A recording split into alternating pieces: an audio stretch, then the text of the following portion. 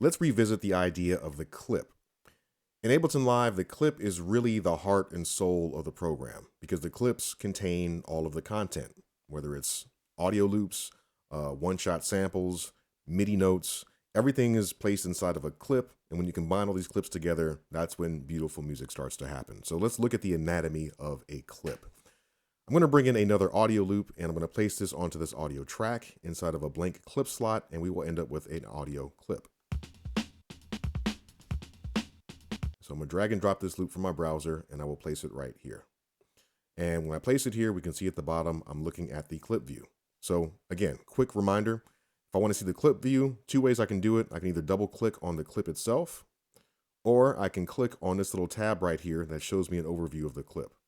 If I want to look at the device view, which would be any effects that I place on this track, I can double click on the track header, or I can click on this tab down here that has the track name. That's my device view.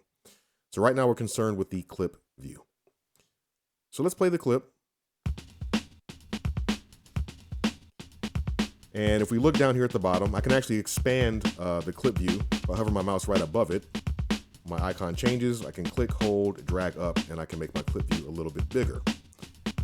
Right now the info view is taking up a little bit of space down here, so I'm going to hide the info view so my clip view takes up more of the screen. There we go. Now we can see the clip here, and we also have some clip properties on the left side of this clip that we're going to discuss right now. Now this is an audio clip, so there's going to be certain things that are different about an audio clip and a MIDI clip, and again, we'll explore those pretty quickly, but let's focus on what we have in front of us.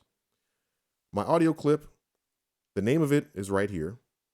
I can see that this audio clip was originally recorded at 44,100 samples per second, 44.1 kilohertz. Again, that's CD quality audio. 16-bit, that's also CD quality audio, and it says 2 channels, so it's a left and a right channel. It's not a mono file. Below that, I have the volume for my clip right here, and this affects just this one clip. So if I play it again, as I turn the volume down, you can visually see the waveform getting smaller.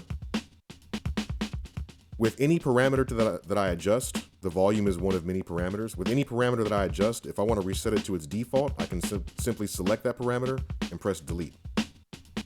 All right, so now it goes back to 0 dB.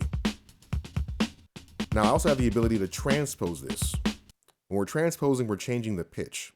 And with a drum loop, changing the pitch might seem kind of odd, but you can do some very cool stuff with it because this clip is also warped. It's being time stretched, which means that it's going to play in time with the tempo of my set, no matter how much I transpose or change the pitch. Let's turn the metronome back on. And here's transpose. Now right now this warp button is on, which means that my clip is warped, it's being time stretched. So if I transpose this, I'll increase the pitch, I'll make it a higher pitch.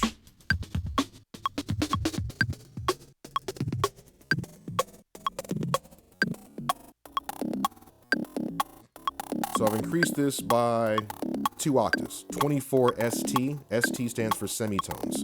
So I've increased the pitch by 24 semitones, but it's still playing at the same tempo. Let's transpose this the other way.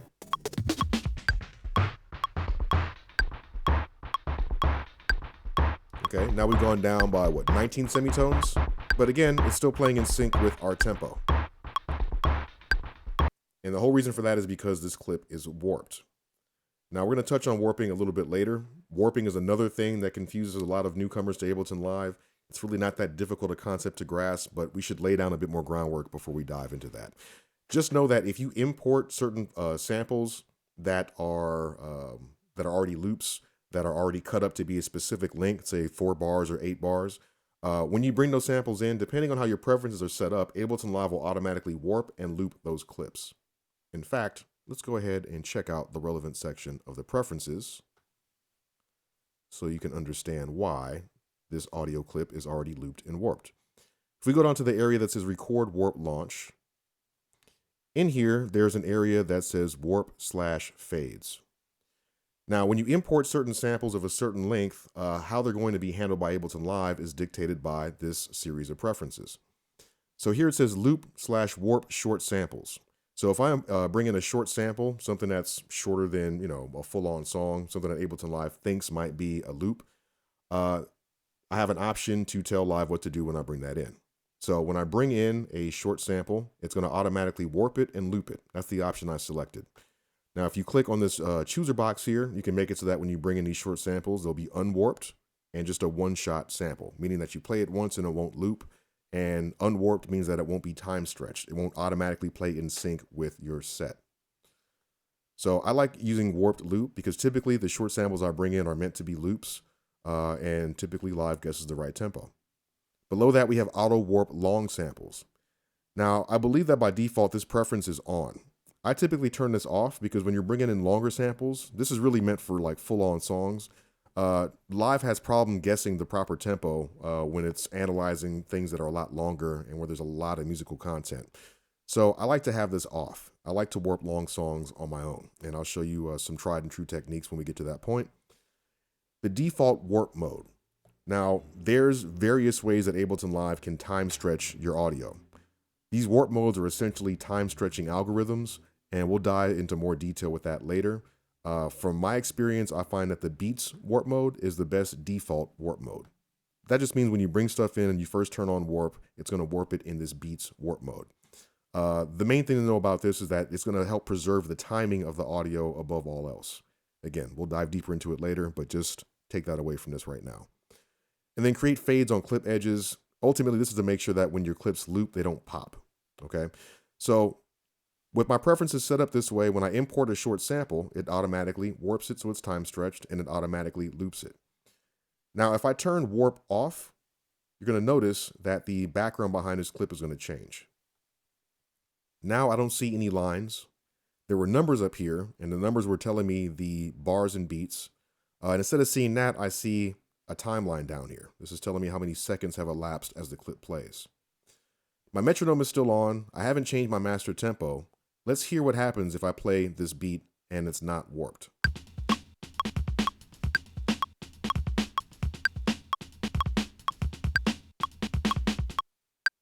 Okay, well, we could hear that it didn't stay on beat, and when the clip finished, it didn't loop.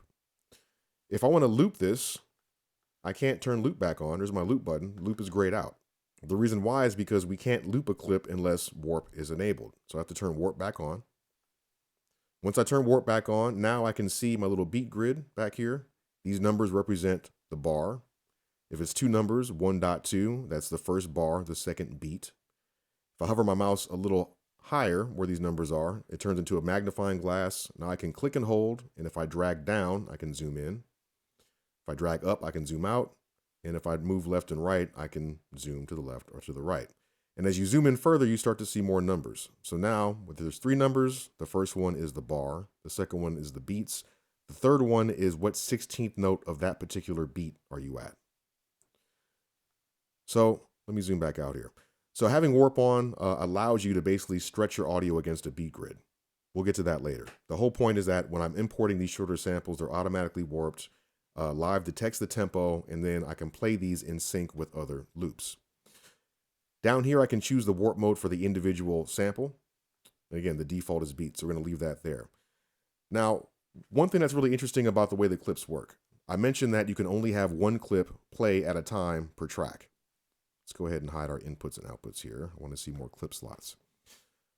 Let's take this same clip, and we're going to duplicate this clip so that it's in the second clip slot on this same track. If I want to duplicate, the shortcut is Command D. We can also find that function in the Edit menu. There's duplicate right there. Now, if I play a clip, when I play the next clip, it's going to wait to the beginning of the next bar to start this clip. I trigger it now, it waits. The reason for that is because next to our metronome, we have this thing here that says 1 bar. This is called the clip launch quantization. Now, we talked about launching a clip. It's just Ableton speak for playing it. We're talking about quantization. We're talking about the timing of events that are happening. So the clip launch quantization determines how often you can launch a clip. And when you launch a clip, when is it going to actually start playing? With this set to 1 bar, the next clip is not going to start until the beginning of the next bar. So if your clips are properly edited and looped, you can basically jump from one clip to the other without ever seeming like you're going off beat. Now, we duplicated this clip because I want to point out a fact that each clip is its own individual entity. and each clip can have its own individual settings. So for example, this clip, the first one, if I play this, that's playing at the default volume and it's playing at its default pitch. While this, oh, and I didn't turn loop on. Let's turn the loop back on. That'd be helpful. And get you back on. I'm gonna make sure the second clip is gonna loop too. So now I've selected the second clip. I'll turn loop on for that, but I'm gonna transpose this clip. I'm gonna transpose this back up by 2 octaves. So I've selected the transpose knob, and instead of turning it, I'm just gonna simply type in 24, hit return. So now we're going up 2 octaves.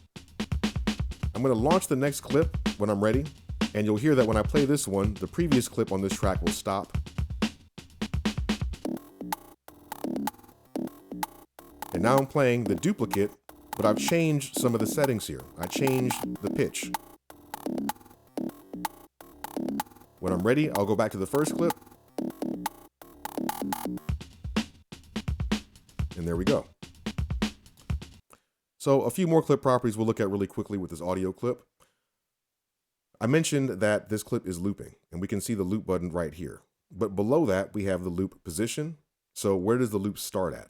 And again, we have those same 3 numbers. So the loop is going to start at the first bar, the first beat, the first 16th note of that beat. So basically at the beginning of the clip. The loop length. How long is the loop going to be? Right now it says 4 bars, 0 beats, 0 16th notes. Now, if you want your clips to loop for a solid number of bars, you want to make sure that these last 2 numbers are 0. Otherwise, it's not going to be an exact number of bars. Now, maybe I want to make it so that this clip doesn't loop for a full 4 bars. I could change this a couple different ways. If I go down here where it says length, if I click in this first box, I can either type a number or I can use my up and down arrow keys to change the amount of the loop. Maybe I only want to loop the last bar where that little fill happens, okay? Where it says position, again, the first box is the bar. I could click in there, and this time I'll type the number 4. So now I'm just looping that. And if you notice, when I'm changing the loop section, this bracket here is moving. This is the loop brace. So if I wanted to, I could simply click in the middle of the loop brace. If I want to keep a 1-bar loop, I'll just move the position of this 1-bar loop.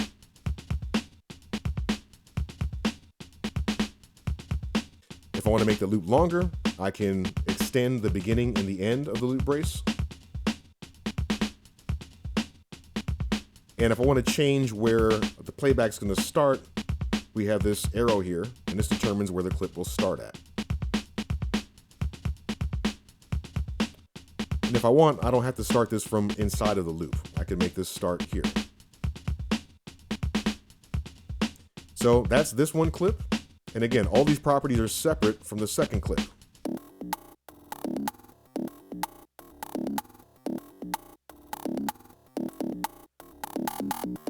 So let's take it a step further. Something else that's unique that we can do with audio. I'm going to duplicate this clip one more time, Command D. On this third clip, what we'll do is we'll reverse the audio. If we go down here to the left of the warp button, we have REV. This stands for reverse. So if I click on this, now the audio for just this clip has been reversed. Now it's still transposed up really high. I'm going to bring this back to the default setting, which was 0 semitones. So now if I play the first clip, at any point I can go to my second one, then go to my reversed one.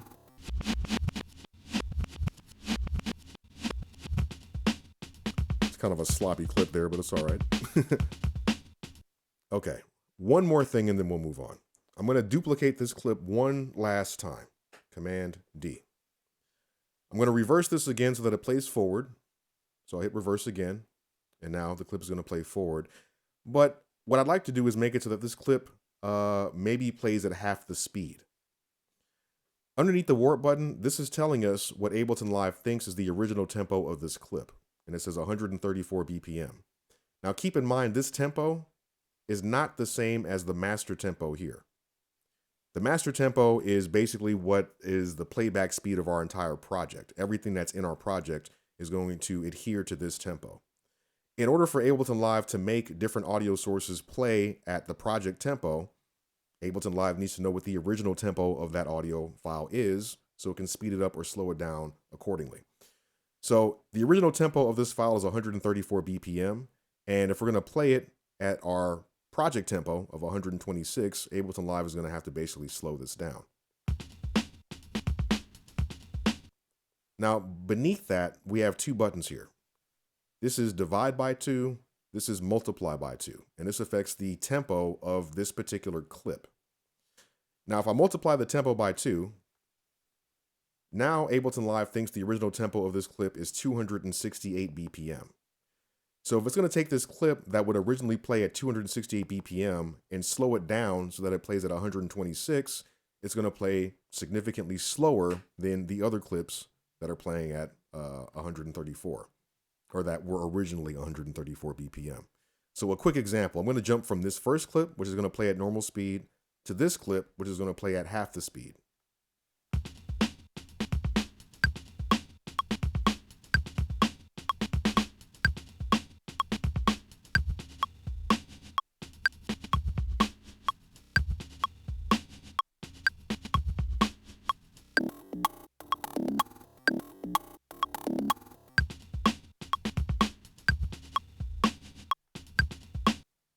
Okay, so we've seen that we're able to take these clips, we can copy these clips. Each clip has its own individual clip properties. We're able to have the clips adhere to our project tempo because they're warped. We can multiply and divide the tempo by 2. We can reverse the clips, transpose, and change the volume, as well as loop them however we want. So that's a brief insight into clips, specifically audio clips. There's going to be some unique things that we'll see with MIDI clips, which we'll explore very, very soon.